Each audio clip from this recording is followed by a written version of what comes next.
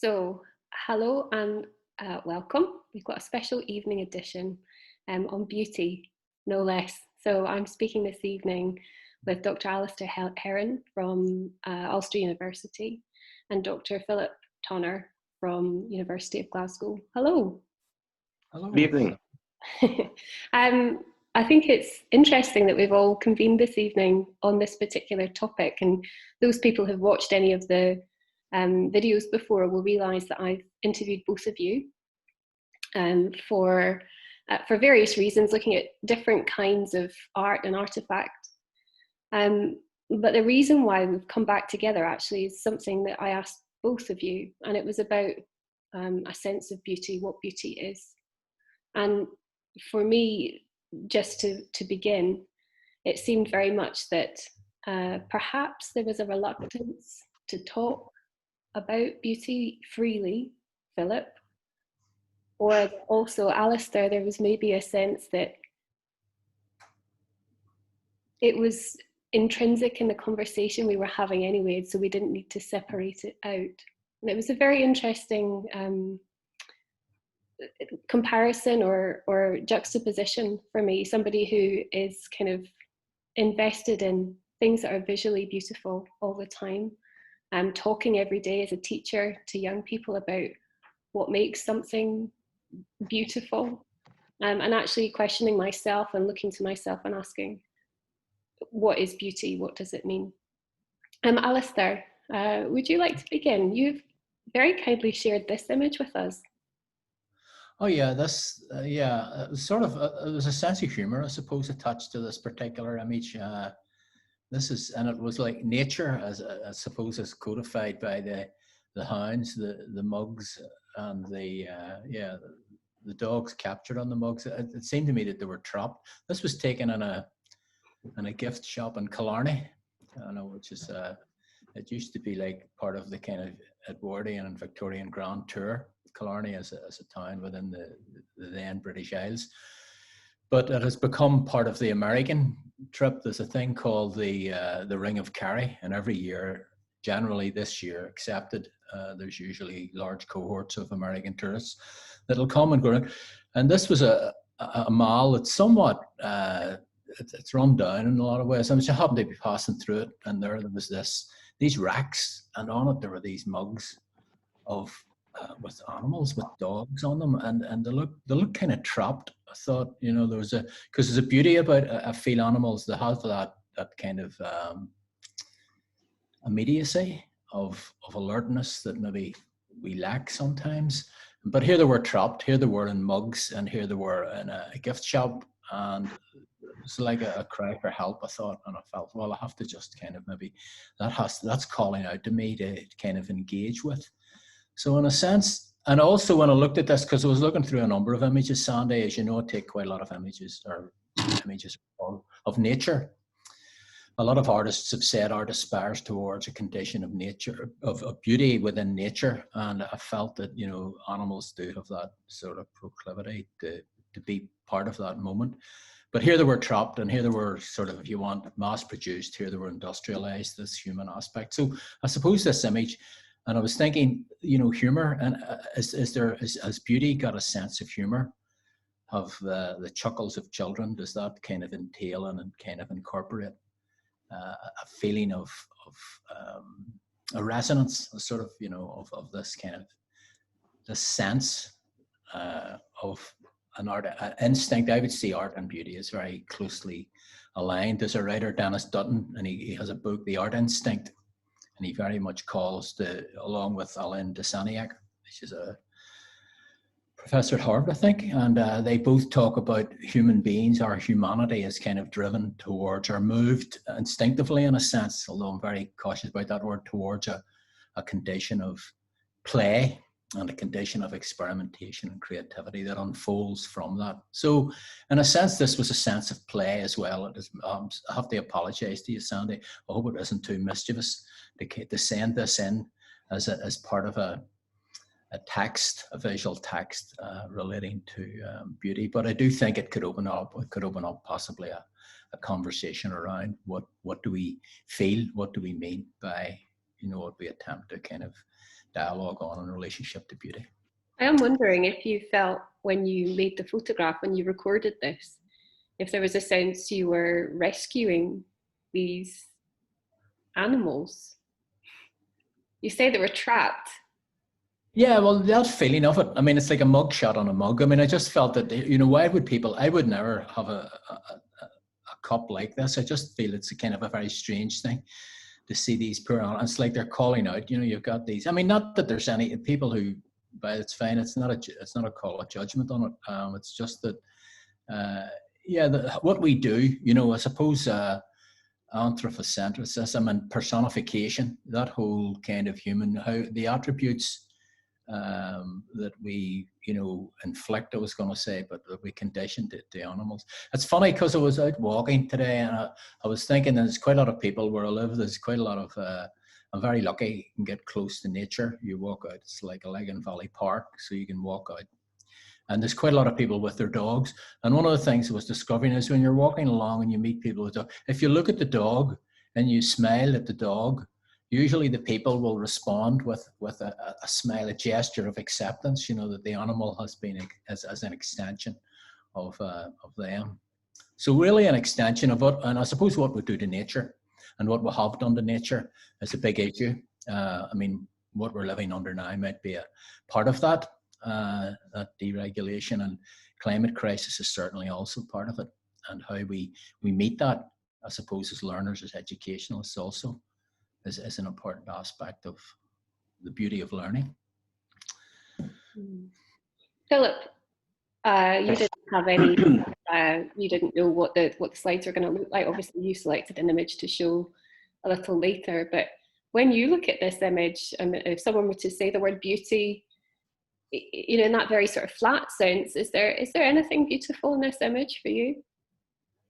Well, it's an interesting question. I'm just looking at it now and looking through it, and I think that there's a certain, I think, and it connects to what I was saying when we did the interview about how certain works of art bring something home, or disclose something about a particular way of being in the world, a particular world. And to me, this when I look at this, I tend to think about the kind of person that would have it. And it takes me into a sort of imaginative journey about the kind of home where you would find this, or the kind of kitchen that you might find this in.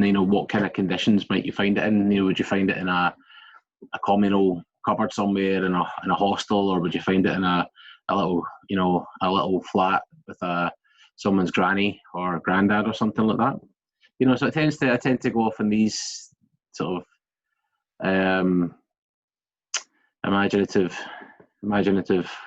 wanderings through, who might own such an object. But specifically with the question of beauty, I mean, the reason I was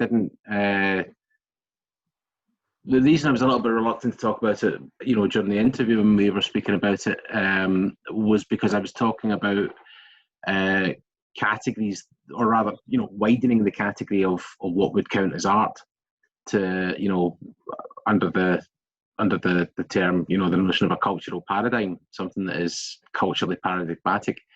In a sense, that would make certain things that we wouldn't necessarily attach the word beauty to, count in that category.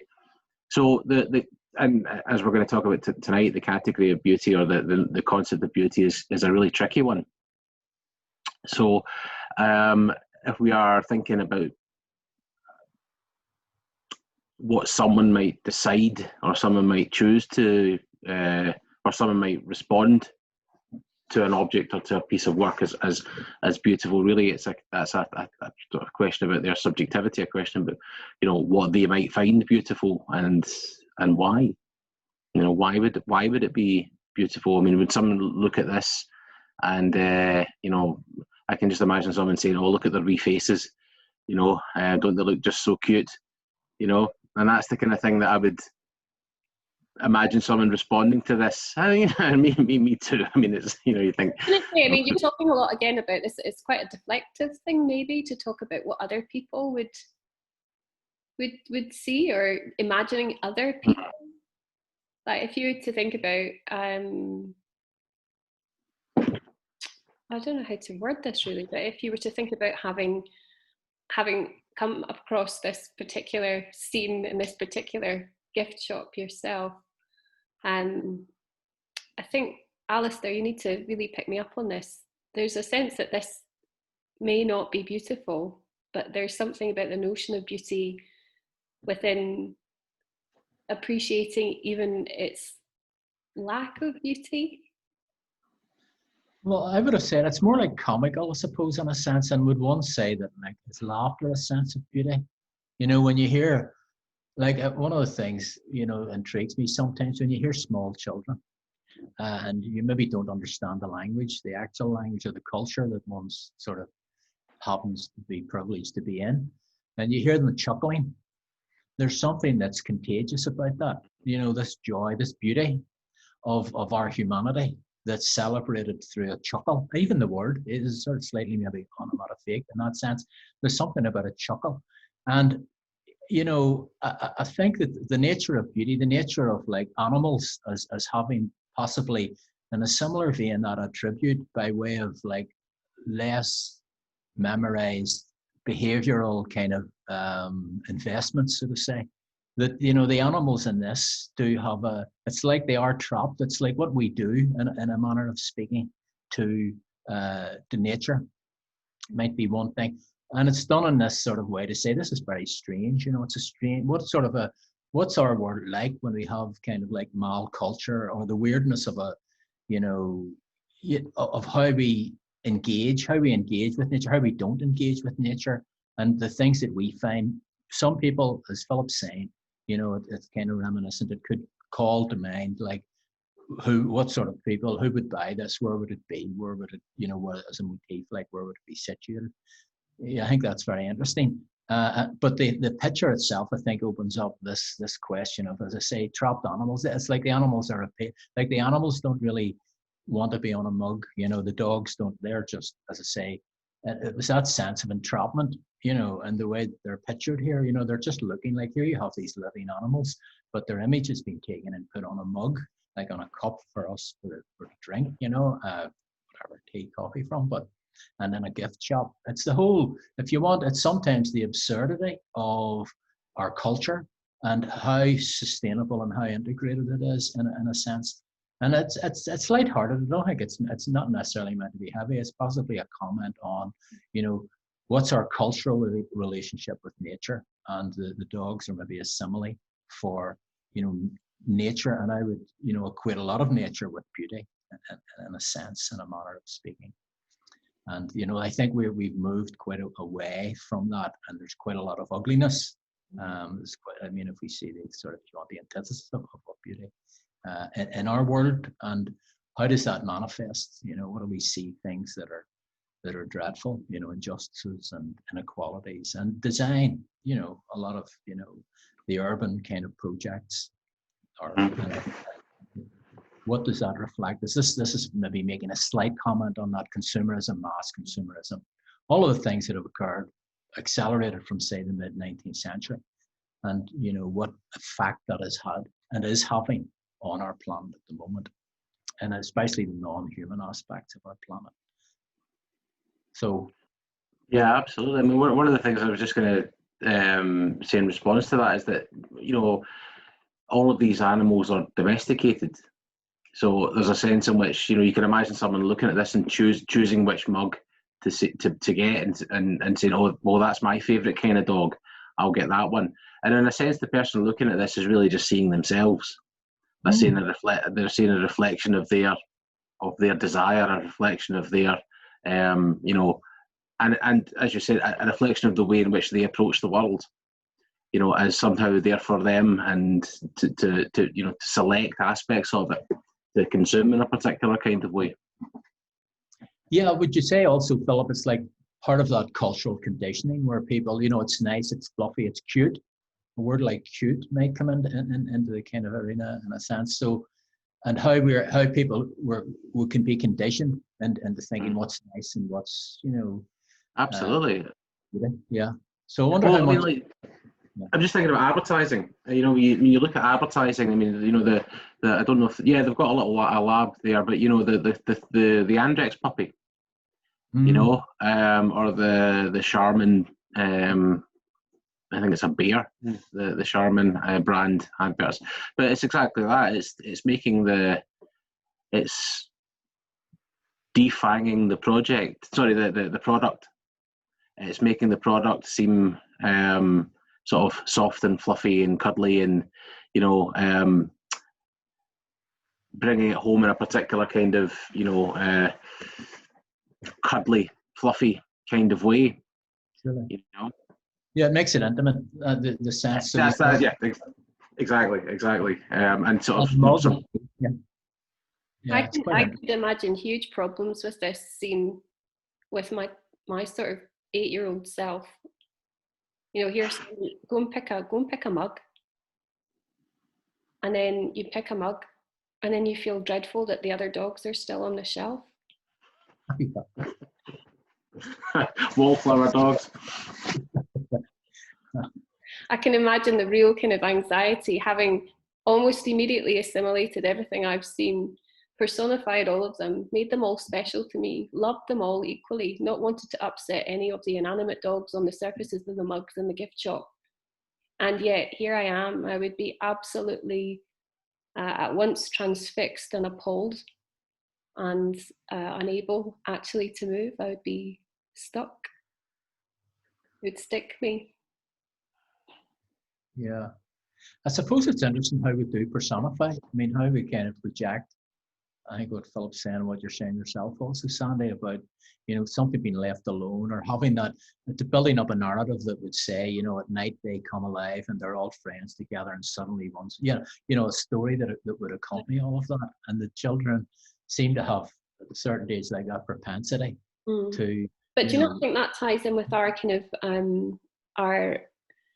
our need to define goodness, like goodness to children? Like, what is it to be good? A sense that in being good, one doesn't leave another out.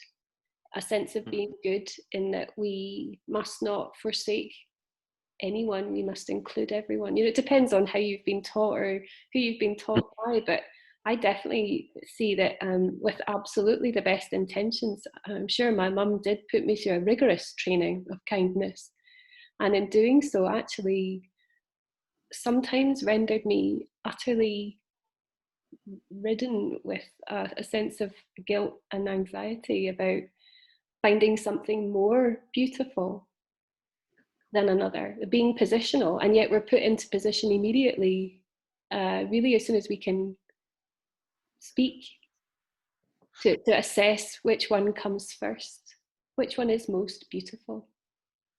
And then that residue and feeling terrible that the others haven't made the grade. Well, I mean, you know, the agony of choice is something that you're describing really, really well there. I mean, or the ethical conundrums that we find ourselves in a situation where we have to act. You know, you have to act, you have to do something, but it's profoundly difficult to choose which option to go for. I mean, there's the old story of the donkey, I think it is, that's stuck between two piles of hay that are equidistant to it, and it ends up starving to death because it can't make the decision which one to go for. You know, they're both the same in that example, but nevertheless, it's unable to make the choice. And in some ways, we feel, you know, you can imagine the donkey sort of, you know, the absolute, you know, anxiety going through its poor little mind as it's looking at these two piles of hay, saying which one should I go for? You know. We actually have we do have to act, and we do have to take those decisions, and it is, when you talk about ethics, it can be really profoundly, you know, as challenging as it gets to make the ethical decision to go for one option rather than the other. Yeah. Sorry, can you still see my screen? Yeah, because I just had a big message pop up saying you must upgrade. You must upgrade unless we want your meeting to finish. If we finish at all, or if we cut out, and obviously I'll just resume. Yeah, and edit. Alastair, is there, this is maybe too obscure or obtuse, but is there something, is there any reaction to what I said about choice? And I think bringing in the thing about children, I think children, and it could be erroneous, but I do feel that they do have an innate sense of fairness, to an extent, and wanting to share. I mean, if there's a photograph, there's a photograph comes to mind taken in the 30s during the kind of the Great Depression in Belfast, and it's the photographer. It's a group of street kids in the city and the city centre, and he took a photograph of just 3 children, but one of them, he said, and he just made a comment about the photograph. They're pretty ragged, but the wee girl, she came to him and she said she had a bit of a jam sandwich or something, and she wanted to share it with him, and he was profoundly moved by this. These children that didn't have very much, yet even though they didn't have very much, they wanted to share. And if you see, sometimes when children are playing among themselves and they organize a game, they can really work it out quite quickly to see who has the best attributes and the lesser. That they'll work it out in a way that seems to be quite equitable. And it used to really kind of amaze me how that was done, how quickly it was kind of executed, and the fairness that could be engaged in that. And another thing comes to mind. I remember walking down the road one night, and there was a person begging outside this shop, and I passed it, and there was a wee boy again in front of me, and he went back and he gave the person some money, and he was quite young. He would have been maybe 9 or 10, this lad, and it was just, I just thought the action of it was just so spontaneous that the sense of giving or the sense of sharing that children have is beautiful.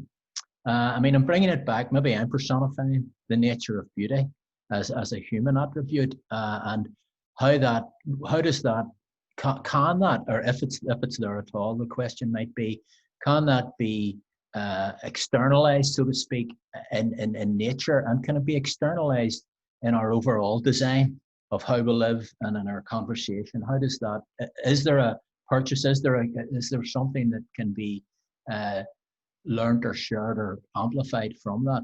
I don't know, it's just an open question, whether, the beauty of, it's like gracefulness, or the beauty of the spontaneity of our humanity, and, and also of animals. The spontaneity of a lot of non-human mammals, so to speak, also, one could say, is that beautiful?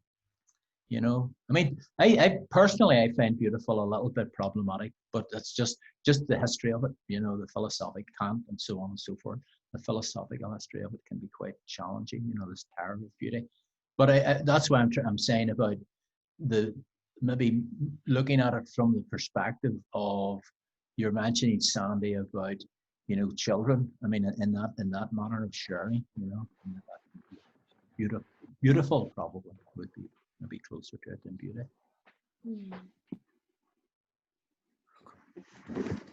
So welcome back. Sorry for the brief interlude. We're coming back to the second image selected by my guests this evening. That's Dr. Philip Tonner from Glasgow University and Dr. Alastair Herron from the University of Ulster. Philip, just launching straight into this, Sure. This is the image that you chose to talk about, which is rather strange for me because it's one of my photographs. Yeah. So first of all, thank you for letting me use it. But the reason I chose it, and it goes, when we corresponded about it, you said that you sort of asked, well, why did you choose that? And you said it could be any image or words to that effect, and that's partly why I did choose it, actually, is because it occurred to me that when we were thinking about this kind of questioning about beauty, thinking about beauty and thinking about what the beautiful might mean, I wanted to take away, or to move away from the idea of a sensational object or a sensational piece of art or something like that, or in the first instance, and to come back to something that is more, in a certain sense, ordinary. So the first thing I thought about was maybe a sunset or something like that. So something beautiful in nature. And this object, when I saw it, this photograph, when I saw it, combined that aspect because it has natural things in it, water, leaves, but it's framed in a particular way. And I think you were using this as a teaching object, or as an object that you would use with a particular class. It'll be interesting to see what you might have to say, whether or not you're thinking about it in terms of its technical aspect. I don't know, but I think for me, one of the things that the reason I chose it is because what I would like to think about in thinking about beauty is something that Maurice Merleau-Ponty said, and it's about the idea of, in the kind of approach he was interested in, you relearn how to look at the world. And through doing that, I think that there's a way in which we can start to think about things that we might not ordinarily pay attention to, like the leaf, like the pool of water or something like that, and to reflect on their aesthetic effect on us. To relearn how to look at them, to relearn how to, in a sense, appreciate them, and to think on the very fact that they are there at all, and that we are there in that moment, seeing them, and that we can, in a sense, frame them in a particular way, and to take that approach and to think about how we might think about other things, other works of art, non-representational works, indeed even beautiful aspects of nature, a beautiful sunset or a landscape or something like that, to be able to, in a sense, position the fact that object is there for us in a particular way, that that we are there seeing that, and that it has been framed in a particular way, or that its use has been portrayed in a particular way. The act of seeing, the act of beholding, the act of framing, the act of reflecting, that in a sense is where I would want to start thinking about the beautiful. So it's not so much that it's the work that in a sense is beautiful, because we could talk about that, and we might get you get into the kind of debate about, well, I like that object, I like that picture, I don't like that sunset, I like this, and in a sense that's all very interesting, but maybe it's not getting to the heart of what's really affecting about it. The German tradition in aesthetics, from Kant, talks about the apprehension of beauty as somehow disinterested. It's not just about our desire for or particular proclivity toward a particular object because we like it on an entirely subjectivistic level.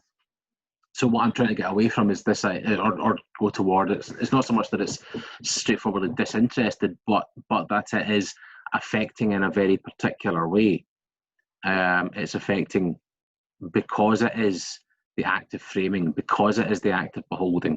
It's a sort of meditative approach to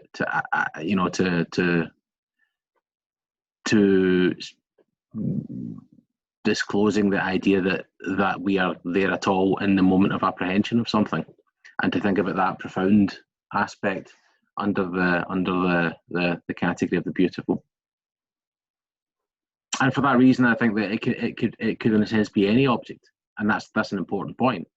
And that we are, through this kind of meditative approach to things, we might be able to get a sense that they are there at all, and that we are there at all, and that we can relearn, in a sense, to see the world in that kind of way, that kind of disclosive way.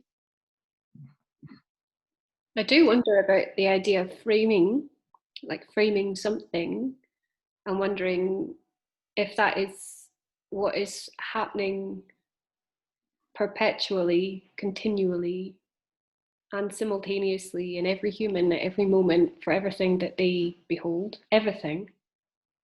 Or if there's an element of selection ever in it.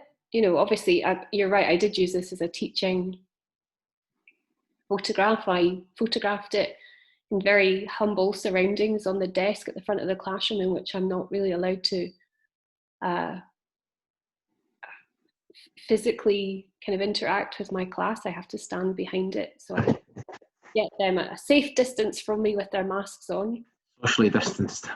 And with my phone, not even with a proper camera, drop some water onto a sheet of acetate on a piece of white paper, put a leaf or a couple of leaves on top of it, shine a light on it. We were talking about refraction, reflection, and shadow. That's the boring stuff about what is. But I was sort of I did, lots of things came up for me when you sent me this image back to me. I thought, has he made a mistake? What's going on here? After all these years, is he trying to flatter me or something? What a weirdo. But there's lots of things came up that why this image? But I suppose what you're saying is that it could actually be anything. We could talk about it could, but it's not. But in a, you know, I was going to say, give me some credit if I was trying to flatter you, but I put a lot more effort into it. No, I think that there are important things about it, though. That, you know, it does speak to the natural. You know, something that Alastair was saying about the image he chose is that you know, it's interesting, in fact, that we've both chosen something that has a quite distinct reference to nature. And this, there's a, you know, it's not. You know, it was, you know, the leaves were once alive, but they're no longer alive.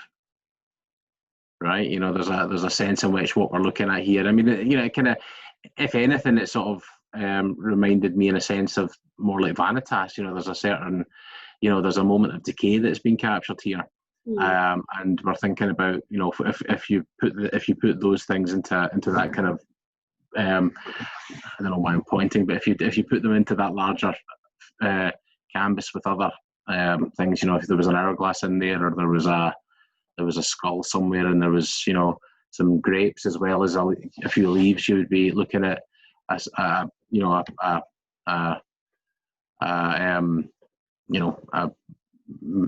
a memento mori, you know.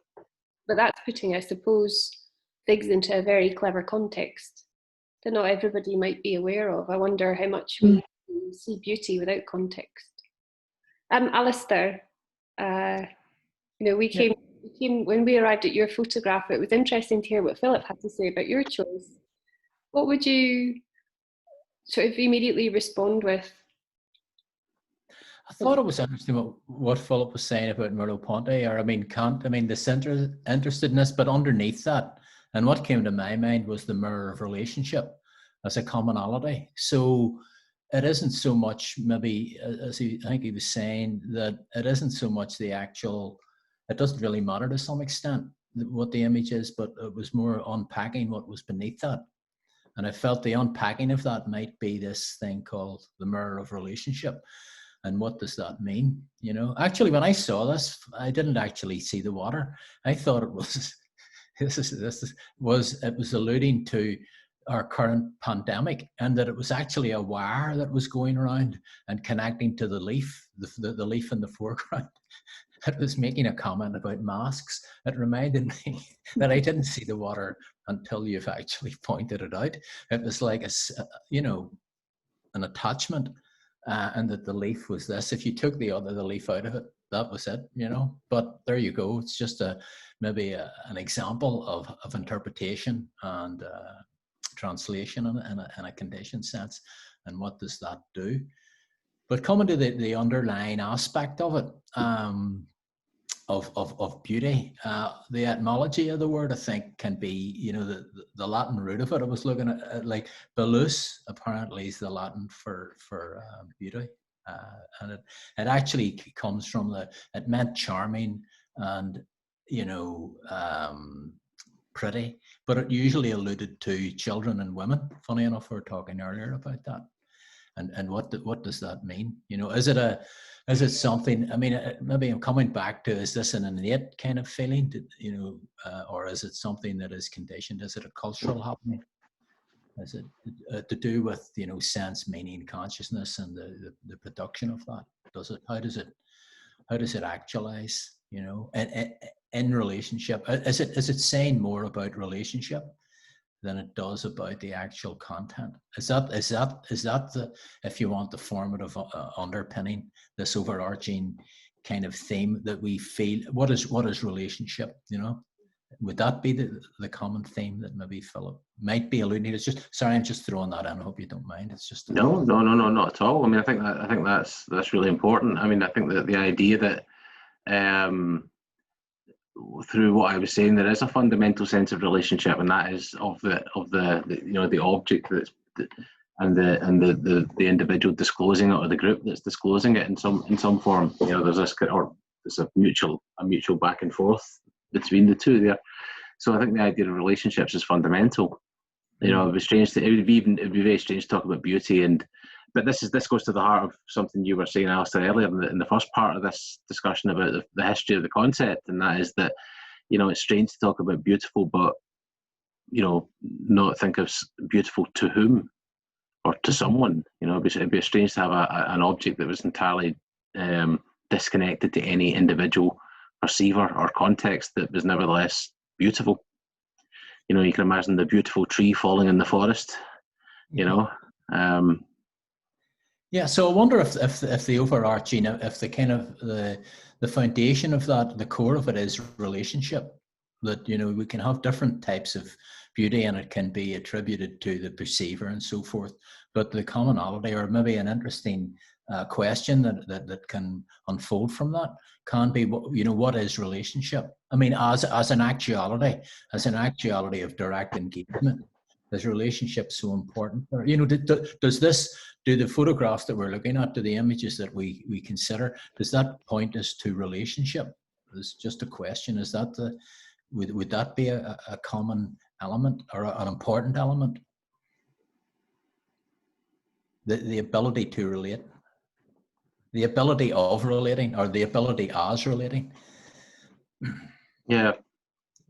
Do you mean like in terms of you know, having some kind of, for them from the point of view of the viewer, having some way into the context of the object, some kind of understanding of the object in some way, and an ability to relate to it? Yeah, not only the context of the viewer, maybe, Philip, but also not only the context of, if you want, subject, the object, but the actual context of the viewer, him or herself. You know, that it opens up relationship in a wider form of discourse. So yeah, I think so. I think so. What is my relationship as it's happening? You know, what is relationship per se as itself? Yeah, no, indeed. I mean, I think that is getting at it, and the, you know, the kind of thing I was thinking about here.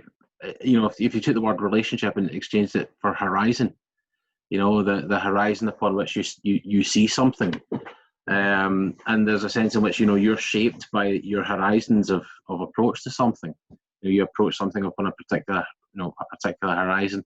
But similarly, if it's an image like the one we've got here, it's been constructed from a particular perspective or a particular horizon, so that the moment of apprehension is this building of the relationship is in fact a disclosure of the, you know, as you know, Gadamer would say, the fusing of horizons, and that in itself is a dynamic moment, a dynamic event that creates meaning. It's a process of, you know, an ongoing process, so that we know.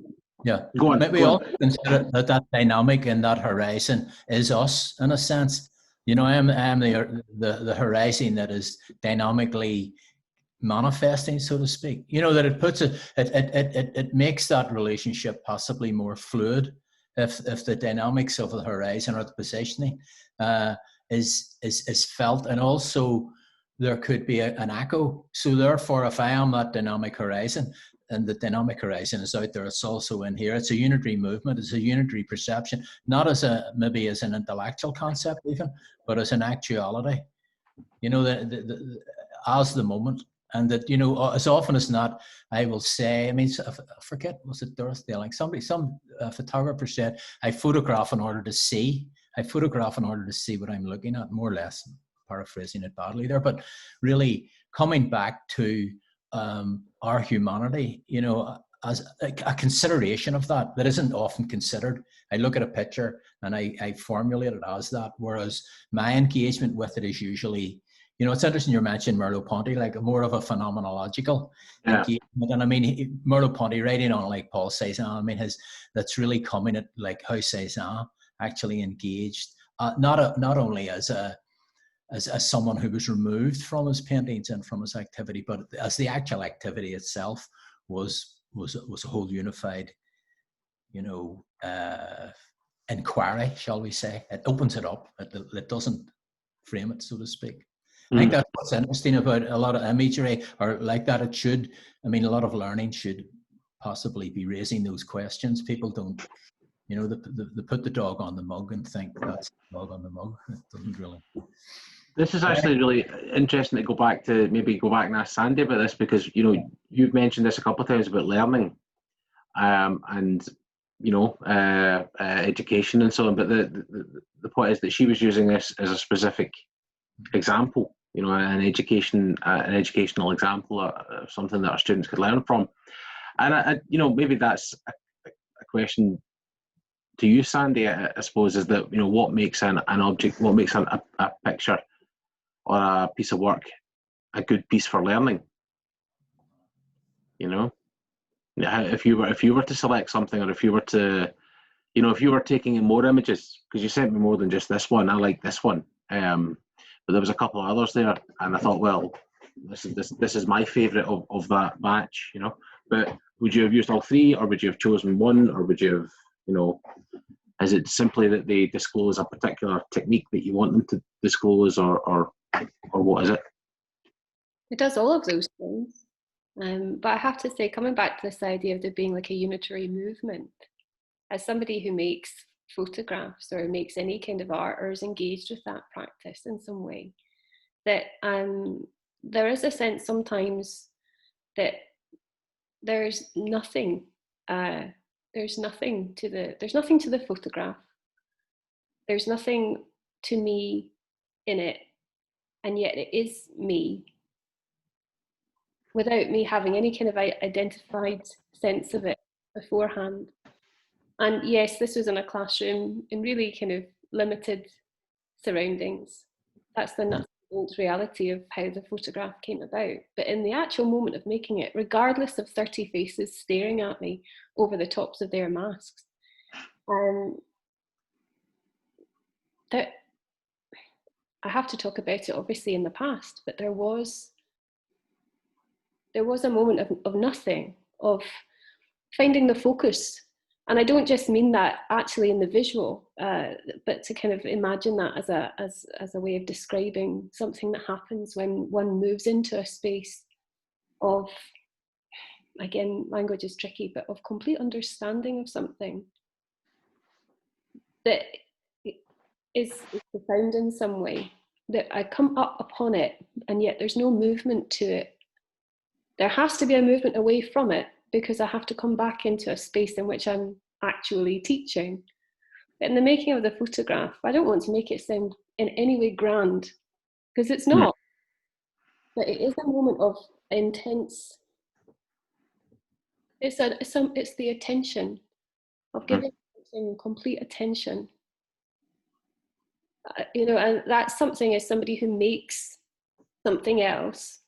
But then it's also about somebody who sees other things too that I have not made, and then appreciating their beauty. That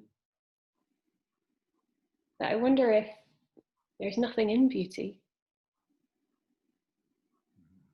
Well, it depends what you're looking for. I mean, if you're looking for the form of the beautiful, you might be looking for a significant amount of time. But this is the thing: if you're looking for the real thing,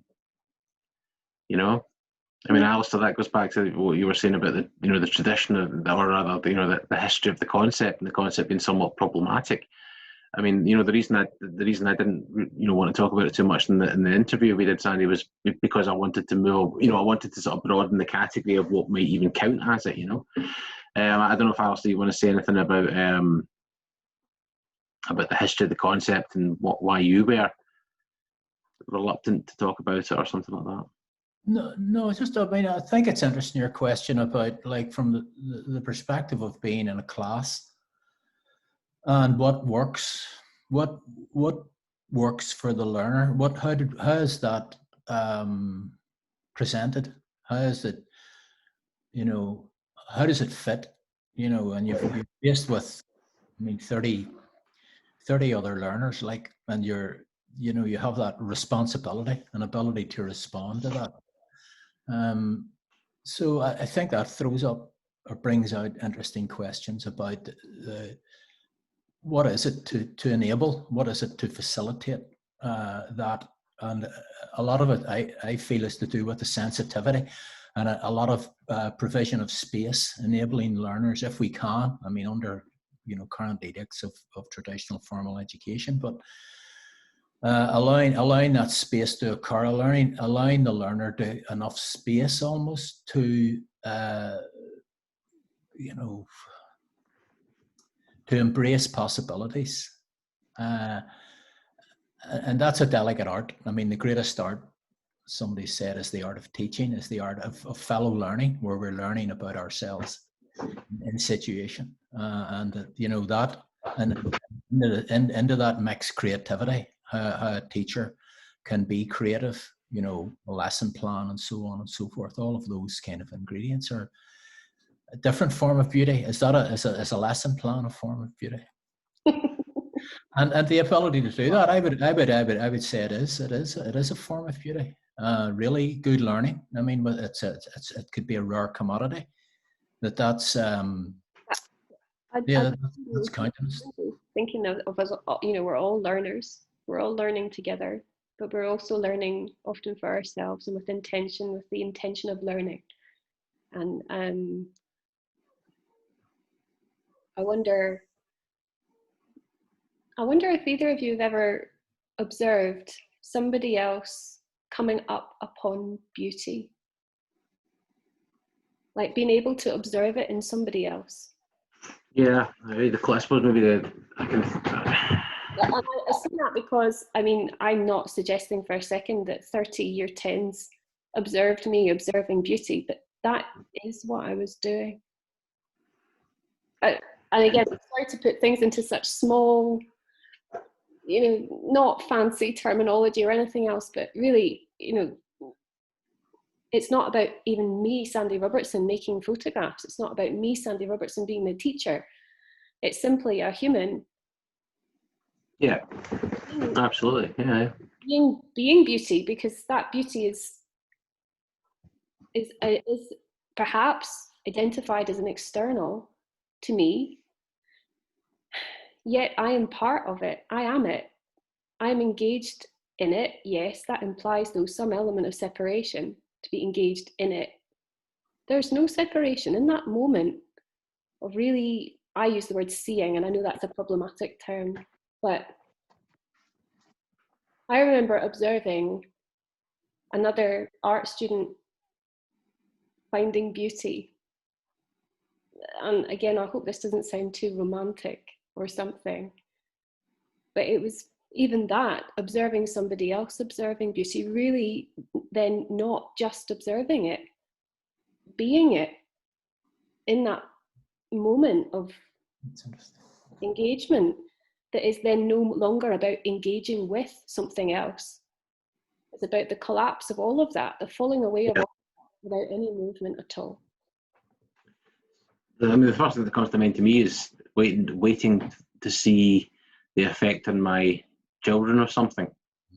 So, you're going for a walk in the woods, or you're walking in the park, and it's, again, it's it's at the time of the sunset, or it's a beautiful, vista or something like that, and you're sort of watching the child and waiting for them to notice it and seeing if there's an effect on them. That's maybe the closest and most recent attempt at that, I suppose, for me. Yeah, I would say with children, I mean, we're all parents, so that, I mean, learning with the child as the child, what was it? Was it Burns? Was the child is the parent of the father of the man? And in that sense, we parent ourselves, and the learning around that, and to be privileged to be in that. I mean, to be this, to be celebrating that moment of discovery, or to be privileged to see that moment of insight is happening. Is that it's very it's really interesting, I think. It's beautiful, one would suggest. Why do you ask the question, Sandy, if I could ask you? Okay, so welcome back. Installment 3, note to self is to upgrade to the proper Zoom. Should we do another dialogue like this in future? When we left last time, Alastair, you were asking me a question. I didn't get a chance to answer it. I was distracted. Yeah, the question was, I think, if I got it right, why you chose the question. Where was that coming from? The question about being with someone who is, I don't know, as a condition of beauty or experiencing beauty. I just wondered where the question came from. I wonder if, like most questions in me, it came up because I have a relationship. I relate to the idea or the memory, in fact, of witnessing or seeing somebody else have an experience that was about finding beauty, and it being curious to me that it should be something as a term we use so broadly and frequently, and yet perhaps, and how do we know, so few people maybe really deeply and profoundly engage with it. You know, in the same way that, you know, how, this is terribly positional of me, but you know, how many people do walk into that gift shop and see the dogs on those mugs and have any of the questions arise about them that have arisen even here this evening, for example. And so I suppose I wondered if either of you, in your experience of teaching especially, if you'd ever observed somebody else observing or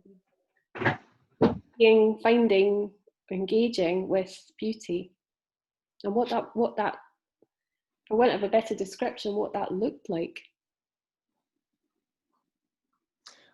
Well, for me, it would be around laughter and humor quite a lot, where you can be privileged with other learners, and there could be an element of lightness to it, to enabling a space, and there's something shared would be the closest, where people can laugh, like heartily laugh together.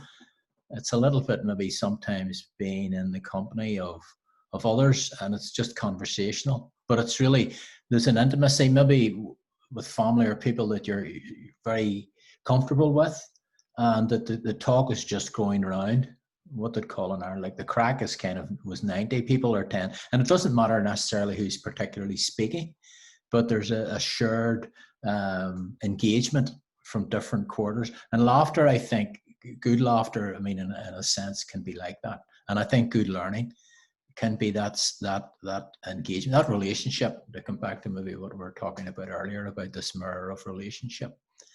You know, a lot of it could be non-verbal even. I mean, that sense of quietness, sitting in someone's house that you know, and there's maybe not so much noise, the clock's ticking, and you're sitting in that room, and maybe there's a fire that's lit, and you know, there doesn't need to be anything said. There's a great article, I think, about how some Native American Indians learn, and apparently quite a lot of that is done in silence, and there's a great purchase put on that, and there was a great lack of understanding when a lot of young Native American Indians went for like schools from a European perspective, and they weren't achieving, so to speak, and it took many decades for them to understand the nature of that culture that had a perchance, a very deep perchance of silence and quietness as a learning ingredient, something we probably don't do too much of in our society. But I think there's certain cultures that it has come out of, maybe older cultures. Certainly I would say in Scotland and Ireland, there's been traditions of that. So shared would be that. Sorry, that's meandering a bit. No, I am going to come back to something though about it. When you describe sitting in silence with a friend or somebody you've known a long time, and the clock's ticking and you hear it, and there's a sense of well, let's just say there's a sense of beauty. Is that a moment of observation of beauty as something that is outside? Is it an observation of beauty as being experienced by someone else? Or is it an observation of oneself in that moment? I don't think it's, for me it would be, and I always think it comes back to maybe what Philip was suggesting possibly, Sandy, about something that underpins that the quality of the silence is as the silence, and it sometimes doesn't need to be explained. I mean, sorry, I'm not denigrating what your articulation of it and those areas. I just think that it's something that maybe is as it is, so one can enter into that space. I mean, we could look at humor, but let's look at laughter, but let's look at silence and quietness, that's just as is, and it doesn't need to be spoken. And I mean, I think that could be the beauty of it. If you, to take your, I think the point that you're broaching or moving around, that, you know, it's taken as, it isn't, it doesn't, you know, it doesn't, in fact, the articulation of it could actually destroy it in many respects. It's a bit like laughing, you know, and in that sense, if people want to laugh, haha, it's phony, it isn't spontaneous. It's maybe the spontaneous nature. Mm-hmm. And I wonder if that spontaneous nature is related to learning and to sharing and relationship, you know. One of the words, Sandy, you've used is attention. But the word that comes to mind talking about silence is, you know, attunement, right? And there's a sense in which, you know, through in those moments, you enter into a sort of mutual attunement. You know, you are attuned in a particular way, and you're not really doing anything. You're just being in the moment, being in those, you know, this sort of shared attention. You know.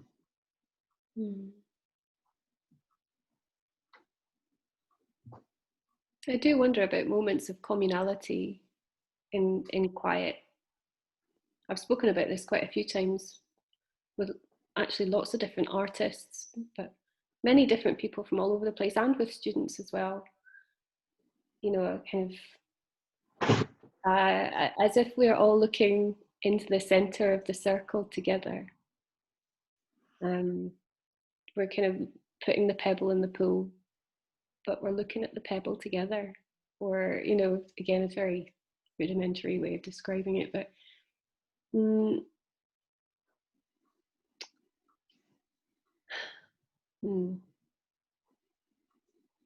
Might one say that the silence isn't so much that one creates the silence, but the silence as a manner of kind of attending or awareness creates us, so to speak. It's the reverse of usually, I suppose, an anthropocentric perspective or positioning, that it's the other way around, and it's as a manner of being, not as a manner of speaking, and that when people are engaged with the silence, it isn't so much, they might think, oh, I was being silent, but the silence might have been them. And I mean, and maybe you're saying about the absence of self, you know, maybe when people are engaged with, certainly I've noticed it like in life rooms or in, you know, maybe I was talking the last time about libraries, you know, when one goes into places, spaces, that space, it can almost be tangible, where, you know, the feeling of people, you're saying, asking earlier, Sandy, about people learning or having insight, like if one would be in a life room, it's usually quiet and there's a direct and as Philip's saying, about attention or an awareness with that seems to be shared, even though people might be doing different drawings of the model. It's nevertheless the quality sometimes of attending seems very real. It's shared without it being ordered or you know, planned in that way. Isn't it fascinating though that the life room is a really good example where everybody knows what they're coming to do, but it's almost as if it's met afresh each session one has. So like the memory of the silence, for example, isn't necessarily the memory that governs what one expects next time, or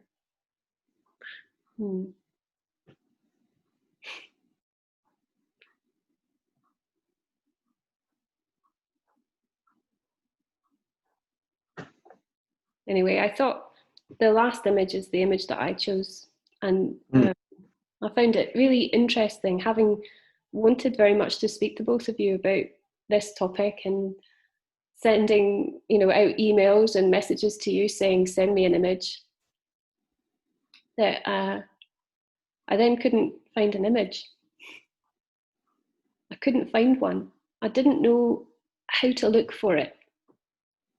It felt too big. It felt unwieldy to have to pick an image that would represent something that I wanted in some way. There was this sense of my own expectation about myself, like, what is beauty? What is the very nature of it?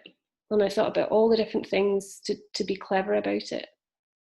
And I'm not clever about it. I just thought in the end, well, actually I can talk with some maybe degree of authenticity about this image, which is my granny in her rose garden she loved, in her corner plot. And it reminds me about how one builds an expectation of what beauty is in a very material way, in a sense of there being a beautiful woman or a beautiful place, a beautiful flower.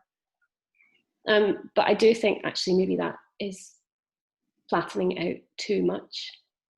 And I do like using stories and anecdotes, and I do it all the time when I'm teaching. But my grandmother Vera was quite, I think, unusual. She had a charm school in Glasgow in the 50s, the Vera Hope School of Charm. And so when I was a little girl, there was lots of emphasis on standing up straight and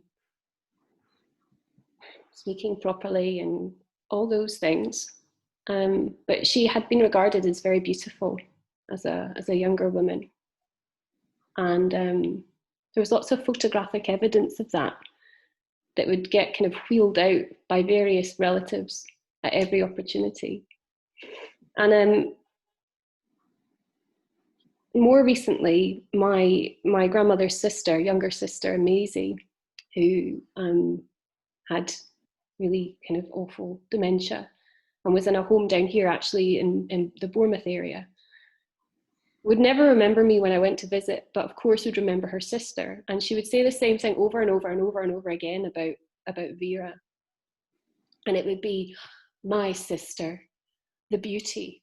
And then she would launch into some story of her beauty, like it had become crystallized in her mind. And I thought that was really a kind of a product of dementia, that would be the thing that was returned to. But the fact it was the thing that stuck was also something of interest to me. And then when I really reflected on it, I realized that I have a sense of my grandmother and being loved by her, cared about by her, but I also do have a particular crystallization in my mind about what beauty is because of her. And maybe this isn't the forum or the place to talk about, what beauty is in female form, for example.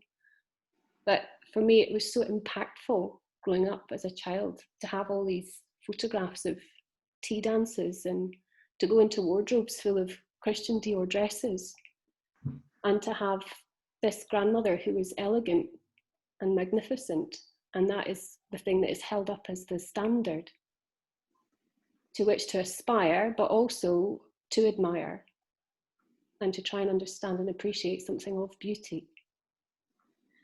And there's an element also of the museum, and I can't remember who it was telling me about the idea of the museum becomes mausoleum, that there was a sense that beauty had closed down with her, that it had shut up shop and died, rather, which in itself has also fascinated me. So that's interesting. Yeah, I know that's really interesting. It was me that was talking about museum and the mausoleum. I mean, in some respects, it's probably we wouldn't want to call museums like that now, but there was a sense in which certainly that was a notion that was developed. But it's interesting that you've chosen something so different from both Alastair and myself, is that we have avoided the beautiful person, or the beautiful, and instead gone for objects of consumption, or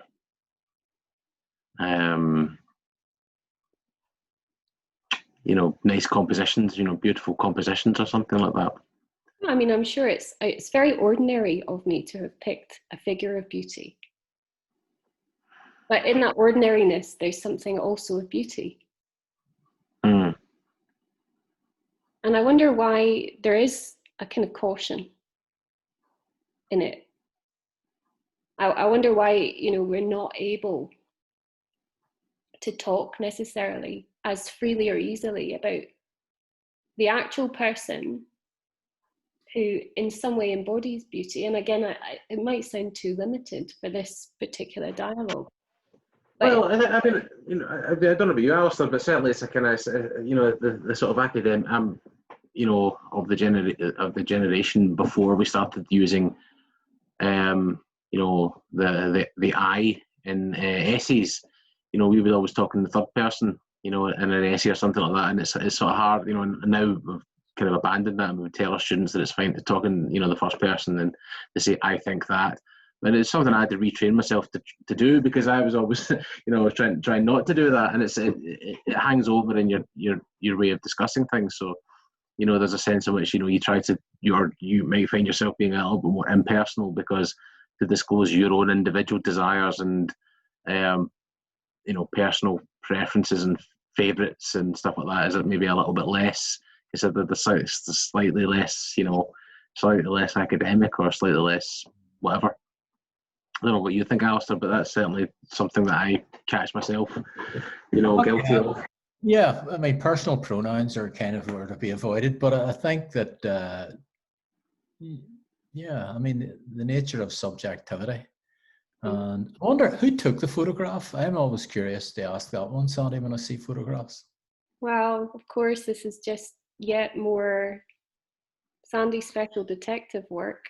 I suspect it was my grandfather, and that's only again because of totally romantic notions of why she's smiling in that way, or who would she be proud of growing those roses for, that kind of thing. So where was it?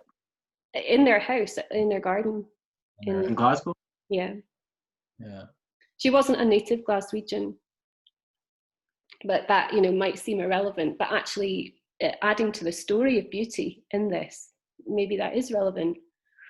But that subjectivity and a sense of having to attach beauty to something else, it's very tricky. Actually, in some ways, it's actually in some ways harder. Now, I know you said it's an ordinary thing to have chosen an individual, but actually, it's one of the harder things to do. It's easier to choose something that's a little bit more, as I said, disinterested. It's kind of hard to start to unpack, the kind of example that you've talked about, because there's so many emotions, and it's so the emotions are involved, but also the construction of the narrative around beauty, and what the beauty is also as a sort of, and I don't mean this necessarily that you would only choose your gran or this or your grandmother, but sort of the kind of hero aspect of it, the icon aspect of it. Yeah, that's very much, I think, why, as I said, I had a great deal of trouble choosing an image, which in itself, I could really go away and reflect on that. Like, why did I have a problem choosing beauty? And especially being an art teacher, you should have a folder full of beautiful, examples. Yeah, but also, I spend my life devoted to beauty, actually. And being very interested in it. And yet here I was, I couldn't pick an image. But the iconic sense of what beauty is and where that comes from and how it ends up in oneself comes from this, for me. So in that sense, it was perhaps too personal a thing to pick. There's no grand plan to it. Mm. So are you suggesting there that, you know, beauty can be taught in that sense, Sandy? Yeah, it's the impossible question. Had I had another grandmother, would I have thought she was beauty? Would I have been mistaken? Would I have put all my beauty eggs in that one basket? Would I have cultivated so carefully an alignment with a particular kind of beauty? Or would I, when talking about beauty, find it deeply emotional? Yeah. Yeah. You think you can have beauty without emotion? Well, that's why I was asking earlier, and I think actually all of us have asked this in different ways, is, you know, can beauty exist without context? Yeah, I mean, and would it come back to the question of being in the presence of learning? We were talking about parenting. So that moment of insight that the learner has would have to be fresh. It would have to be non-memorized, so to speak. So the insight, you know, comes. And I wonder, in relationship to this image, what is being mirrored here? I mean, you could take roses as being, a very obvious code for love and all of that. And, you know, I wonder about your grand. I mean, I was wondering if it wasn't your grandmother. I mean, it could be, you know, a photograph from many family albums. Yeah. And it's interesting looking at other people's family albums where one doesn't necessarily have an emotional or a, you know, family kind of connection to that, family connection to it. So I just wonder, if you could see yourself as looking at this and you didn't know the person, what would your response be? You probably can't extricate yourself from it, but I just wonder. Well, I do spend a lot of time looking at photographs, obviously, and I do have a particular interest actually in going, well, maybe not now, but to flea markets and car boot sales. Yeah. And finding photographs. And again, I can't remember who I've spoken to now in all these different interviews I've been doing, but somebody was also now saying that they do that. They find photographs. And I've always been really drawn to photographs of families, and I don't know them. It kind of goes back to what Philip was saying about imagining people. That kind of world of illusion, that like, who are these families? Is this family, you know, I can put myself in this family. I can place myself in this family. I identify something of myself with them. And over the years, collecting lots of photographs of family, and actually also going back to your original image, Alastair, a sense that upon finding family albums in flea markets, at car boot sales, that one must buy them, because how dreadful that they should be discarded. And that's the whole feeling.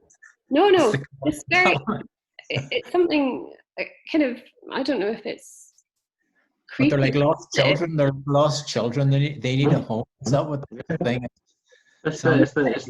I remember having the conversation quite, in some ways, emotionally quite similar to this, you know, with a museum curator. And they mentioned, and they're exactly right to do so. Do you remember the old kids program Bagpuss? Yeah. Yeah. And it's in a shop of forgotten toys. Yeah. You know, forgotten. You know, and you know, I worked in a museum, and you know, the you do have that sense in which, you know, you're looking at and you want to somehow reanimate these old objects, these old forgotten past worlds. You know, and I think that's the thing I would say. You know, that moving on from the mausoleum aspect to this, and the family who have now grown up and moved on, perhaps passed away. There's a sense that there's a profound emotional connection with people you didn't know, because we do that. We try to reanimate, and we emotionally invest in that. You know, certainly with the trying to imagine the stories, you know, the past human ways of being and believing and desiring and imagining, and being there. Yeah. But I do love that, you know, the bagpuss. It's the little girl, you know, who comes and looks in the shop window and imagines the toys, and of course at night they come to life, and they, you know, they do what they do, and they live their little imaginary lives, I guess. But I suppose it is that, isn't it? You know, it's the flea market. You know, you go through and you see all these things, and you imagine them. Yeah. Yeah. It brings to mind that one, The Adventures of the Little Wooden Horse by Ursula Murray Williams. I don't know if you know that as a children's book. It's about the little wooden horse who gets lost and sort of meanders, goes on many adventures. but it's in the title, you know, The Adventures of the Little Wooden Horse. So you're immediately, oh gosh, you know, kind of look out for the little wooden horse. You know, you're immediately in there. Yeah, but it's it's fascinating how, you know, I suppose as children would do that, like worried about, you know, is the doll sleeping correctly, or, you know, Sandy's point about like homes for kind of lost family albums, you know. Absolutely. You know, my children are still quite young, and I am told to you know, to look after particular dolls and particular cuddly toys. I'm told to basically babysit them while they're at school. You know, look after so and so, and make sure they, you know, they behave themselves. And of course, right. I play along, and I make them sit up, and, you know, have them sitting on the couch ready for them coming home. You know, it's great. Absolutely. We've got a full evacuation plan in case of fire for Rabbit, soft toy Rabbit. An order of preference of who gets saved first in the family home. It's Rabbit first. Yeah. Because it would be an unkindness not to. So I've obviously transferred that weirdness onto my child somehow. It's passed on. Yeah. I wonder what it is though. I wonder, like, as children, when we have these dolls and that toys, you know, where does that come from? What's its origin? I see. I mean, I think that it's really truly ancient. I mean, one of the first artifacts that has been found, that it's a pebble. You know, it's a small pebble you can carry in your hand, but it appears to have a human face on it. It's not been manipulated in any way, but it was found in it's a volcanic pebble, and it was found in an Australopithecine camp. So this is truly ancient. You're into the millions of years there, and the idea is that it wasn't that, well, it was found out with its geological context. So the idea is that, well, it's perhaps been picked up and carried and taken. Mm-hmm. Why would this occur? Why would this have happened? Well, we can imagine, and it is a sort of an imaginative move, that, well, perhaps there is a sense in which they recognise that there's something of them in that object. Mm-hmm. You know, it looks like a face. Yeah, to be cared for, to be cherished, possibly. Yeah, just simply interesting. Well, you know, what on earth is this? You know. And I mean, I like the idea that some of these prehistoric artifacts that, you know, could very well have been children's toys. Yeah, some of them are Venus of Willendorf. I mean, they're they're also fertility objects and different things to do, you know, again, you know, and it's going back into the Paleolithic and that whole nature of ritual around that, and repetition, patterning, and identification, and trying to understand the world in those ways, you know, I suppose with developing brain, you know, and the ability to imagine, to reimagine. Yeah. And also, sorry, just say, sorry, speaking of reimagining, I see that we've got remaining time, 9 minutes. We're doing it again. This is shame on me. Shame rains down. Would you mind if we just go to the very last slide? Yeah, go for it. It just seems so serendipitous that this, I don't know if that's even the right word, that this would arrive today. Okay. So I, you know, have subscribed to a newsletter from the Krishnamurti Foundation Trust, and I get sent a kind of daily quote. Sometimes it gets sent two, but today this one came. And because we're having this discussion this evening, this dialogue, I just thought I would put it in at the end. Beauty is a state of mind in which all conflict has come to an end. Well, it comes back to Philip's thing, possibly about attention, maybe the concept, or not the concept, but the reality of attending. I don't know about conflict though in that. I mean, personally, you know, beauty usually put up against conflict. It's interesting, maybe combination, relationship. Beauty is a state of mind. Yeah, I mean, it personalizes it, doesn't it? Possibly makes it quite personal. You know, is the mind beautiful? I mean, it really, maybe the emphasis is on the mind rather than a state of mind. Yeah, I wonder if there's too much separation for me in that. Beauty is a state of mind.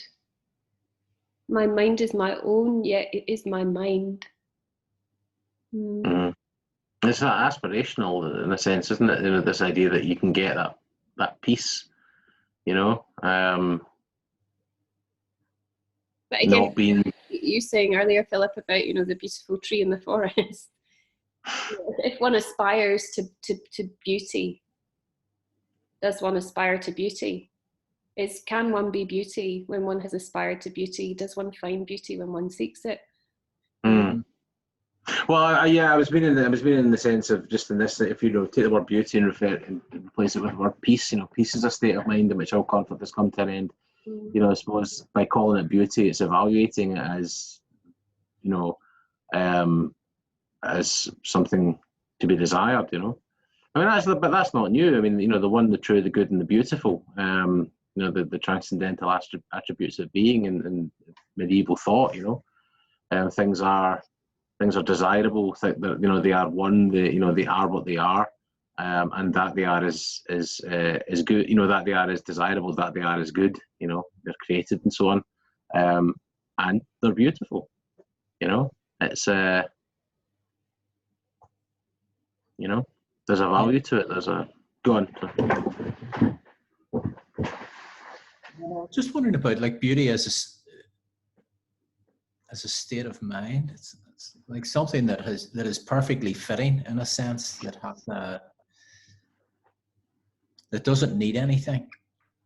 I suppose in that manner of perceiving or attention, it's bereft of any kind of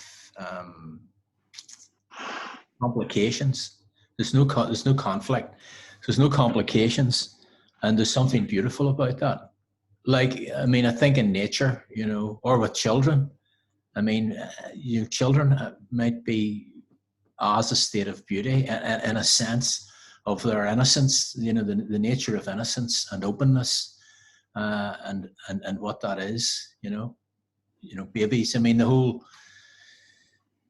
beauty that is that, without having to proclaim itself, without having to define itself. It isn't the definition of state of mind in which all conflict has ended. Possibly. I mean, it's a bigger view, or it's a different consideration of beauty. It certainly places it back at the human element of it. Yeah. I wonder if you showed it to modern artists. I wonder if I brought it into some of the students and said to them, "This is it," because there's this whole, you know, and it's very recent. I mean, Philip talking about, you know, Paleolithic, or, you know, even non-human or Homo sapiens having art forms. You know, that the notion of the tormented artist is a recent one. You know, even the notion of the individual artist, it's only like about no, indeed. You know? So like the notion of beauty in that sense could confound, you know, the whole idea of like the tortured artist, which may not be the case if beauty is considered in this way. It maybe opens up the vista. You're saying about medieval perspectives, cultural views on that, you know, of the one, all of that whole integrative nature. certainly within Western Christendom, and you know, it's very much an integrative. Everything was, you know, placed within that, okay, within a certain sort of ideological setting, but nevertheless, yeah, absolutely. It was a framework. Yeah, very a definite framework. But everybody knew their place, you know. Indeed, they did. Yes. Smiths and all that. Yeah, and that's, I felt it even. I mean, as a religious in that sense of, I suppose, yeah, I suppose the etymology of religion. I mean, a binding of everything, in that manner of speaking. People were, at least they were grounded in that, for I mean, for better or for worse, but nevertheless. Yeah, but yeah, so. Yeah, no, absolutely. Well, I don't understand if you want to maybe, that's, you know, I'm just looking at the time, there are 3 minutes remaining. Do you want to sum up? I think to sum up, I'm not sure I could even begin to approach to sum up what we've said, other than to say I could keep talking about this for a long time. I'm sure there's so many more things, you know, in planning to talk about this. It's almost like aspiring to beauty. How could one plan to talk about it? And then in talking about it with both of you who are so knowledgeable and have so many things.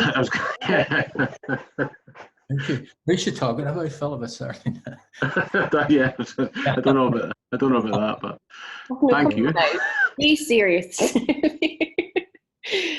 I would just like to say thank you, because I'm not good at summing up.